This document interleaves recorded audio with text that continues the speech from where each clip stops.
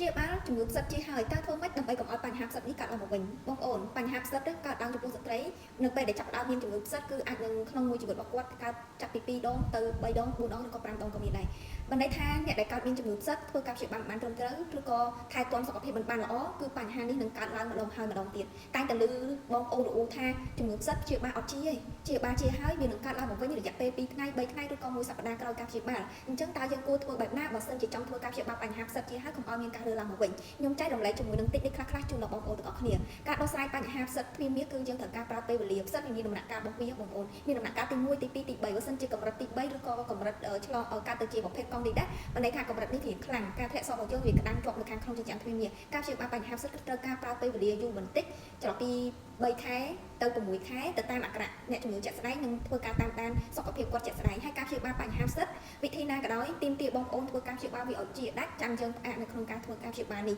ណាឧទាហរណ៍បងប្អូនញ៉ាំថ្នាំអីមួយដើម្បីបំបត្តិមេរោគផ្សិតធ្វើមិនព្យាបាលឲ្យគ្រប់ដូសឲ្យគ្រប់ចំនួនឲ្យជាទៅលើបញ្ហានេះចាំបងប្អូនឈប់កុំឲ្យគ្រាន់តែធូរស្រាលមួយរយៈពេលខ្លីឬក៏អន់រមាស់ហើយអន់ធ្លាក់សហើយបងប្អូនឈប់ទាំងដែលអត់ទាន់ជាដាច់ 100% បញ្ហានឹងនឹងអាសាកើតឡើងមកវិញហើយនឹងកើតឡើងមកវិញលឿនខ្លាំងមែនទែនមួយវិញទៀតនៅពេលដែលយើងធ្វើការព្យាបាលជាហើយ